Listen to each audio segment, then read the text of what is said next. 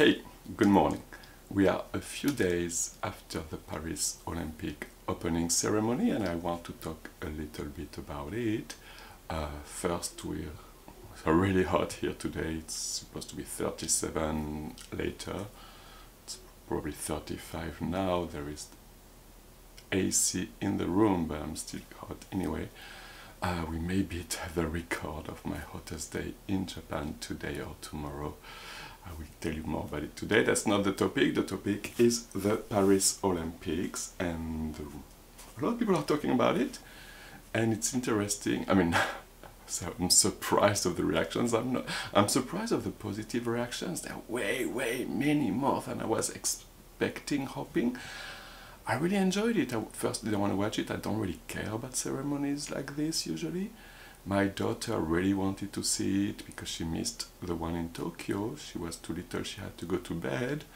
Now she's old enough, so we spent actually the night up, both of us, watching it live.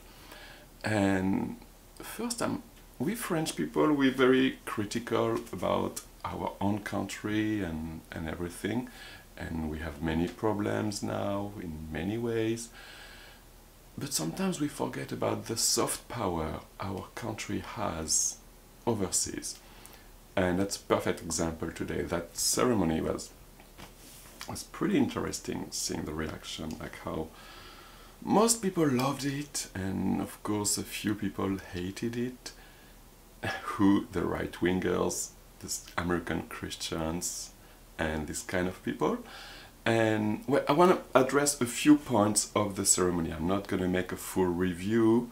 There are some things many things I liked, a few things I didn't like. That's not my point today. I want to address three things, one personal one, and two things to recontextualize a few things. Let's start with the personal one. Lady Gaga singing Mon truc en plume. I really loved it and was disappointed at the same time.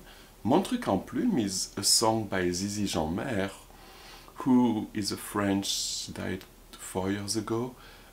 She will turn 100 years old this year if she was alive, I think.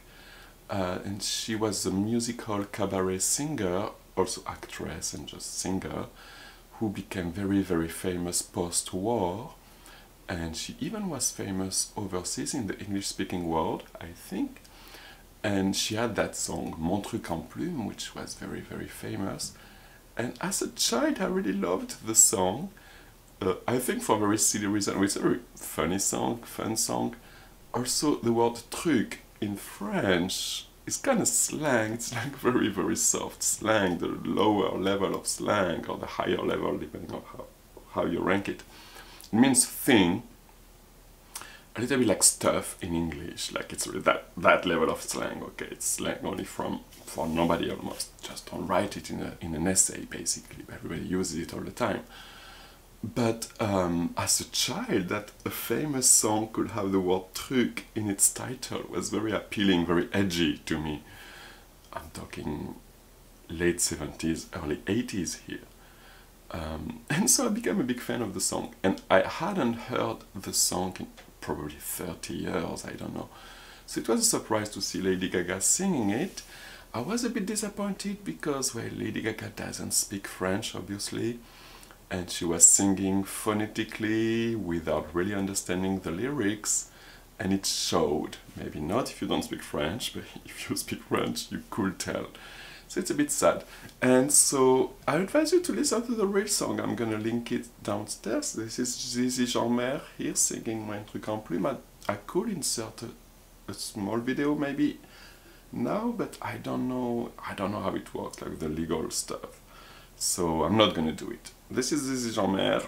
A link to her song is in the description. And yeah, check it out. That was the first thing. The second thing, I think my favorite part of the whole ceremony, I think most French people's favorite part of the ceremony was the beheaded Marie-Antoinette singing with the band Godzilla, singing, how should I say Godzilla? It's Godzilla written in Romaji, but it's not Godzilla, it's Godzilla. Japanese people say Godzilla, whatever, call it whatever you want, singing Saira, I think they were singing, I forgot, a revolutionary song, with the beheaded Marie-Antoinette and the blood and etc. Of course, a reminder of the revolution, which is a big part of French identity. I know the revolution was not as perfect as we make it to be. Sorry, I'm humbled a little bit. So I was saying that the revolution is a bit too idealized by French people sometimes. We see it as the people overthrowing the aristocracy. Yes, partly, but it was mostly the bourgeoisie overthrowing the aristocracy and becoming the new oligarchy. But that's a reminder that we can do it. The people were part of it. I mean, France became a democracy after the revolution. It took time, it was bloody, it was violent, but it eventually happened. So that scene, the band first, yeah, heavy metal in the Olympic ceremony was, wow, a welcome surprise, and yeah, why not? I mean, we need more and more music styles are being featured as they should, and yes, these ceremonies for a long time were all about, I call them the boomer ceremony, you know, nice colors, nice costume, and no meaning. Yeah, and that's changed a little bit. The London opening ceremony was nice. Sorry, I'm scratching my eye, because it included all the pop and rock and the pop culture of England, which England has many bad sides, but their pop culture is probably the best in the world. So yeah, I like that France included a bunch of things, even some lame hip-hop. I don't hate hip-hop, but that singer, don't care for him. Anyway, back to our topic. What I want to give some context about that scene, about the heavy metal band singing with the beheaded Marie-Antoinette. The building where it took place is not any building, it is the Conciergerie. It's located on Île de la Cité, the same island as Notre Dame. It's 2 blocks away from Notre Dame. And that building, the Conciergerie, is a very important building in the history of France. It used to be the royal palace for most of the second half of the Middle Ages, from 11th century to the 14th century. So it was the seat of the power in the Middle Ages. Then the royal palace moved to the Louvre for a little while, and of course the Loire castles too, and eventually Versailles. But for a while the Conciergerie was the royal palace. But what's interesting about this building is during the revolution it was turned into a prison. Yeah, a former royal palace becoming a prison. And this is the prison where Marie-Antoinette was held her last months alive. She lived there for quite a while, until eventually being sent to the guillotine. I wish the guillotine would have been portrayed, but beheaded Marie-Antoinette was good enough, I think. Now let's talk about the big thing that gets all American Christians crazy, and which has everybody with a little bit of culture in tears of love. The Last Supper being degraded and insulted and whatever. I mean, yes, it is very laughable. Why? Where do we start? By the fact that the Olympics was never a Christian event, like never, like really never. So I don't know why the Christians have a sense of ownership to the Olympics. It doesn't belong to you, never did. But then, Last Supper, really? But then there is this naked blue guy singing. He's a very famous French singer, by the way. His name is Philippe Katerine.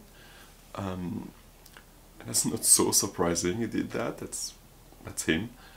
Well, who is he portraying? Jesus? No, he's not. He's portraying Dionysus. Of course, this is not the Last Supper at all. This is a Greek feast.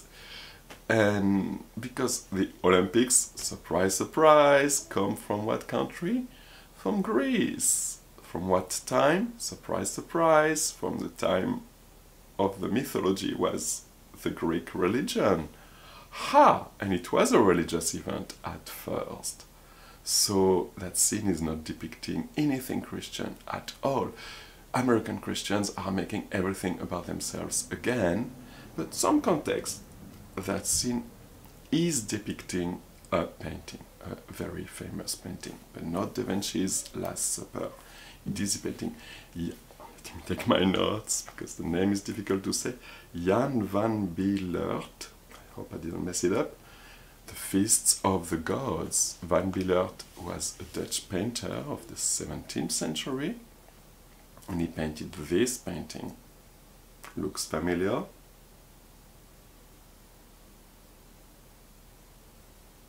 So American Christians, go F yourself, or as we say in French, allez vous faire voir. Pardon my French. And I said the nice version, there is a nice, not so nice one.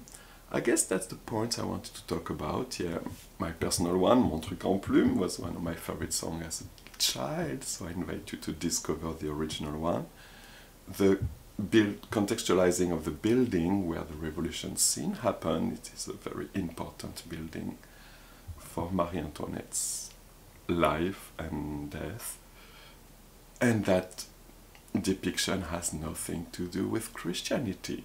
So Christians, stop making everything about yourself. You're not the center of the world. Okay? I guess that's all. A few things. Philippe Katerine, the singer, yeah, he's a very kind of interesting singer. I'm not a big fan of his music, but I like how he does this kind of things. Funny, like 20 years ago when he became famous, I was not a big fan of his humor somehow. And I think the world has changed. The world has become so much more nonsensical that now his humor fits perfectly in it. Oh, and the naked part also. His song is, I think, one of his newest songs. The song is called Naked, in French, Nu. And the lyrics are about, yeah, when we're naked, we're all equal, basically. That's what the lyrics say. And, oh, by the way, back to the ancient Olympics, the original Olympics, for people who don't know it, all athletes were competing completely naked. There was a sense of equality also. So yes, there is nothing anti-Olympic into that thing. It's actually very much into what the Olympics were originally. I think that's all, yeah. Do I have a few things to add? One criticism about this Olympics, the lack of resolution. The Mona Lisa fell into the river.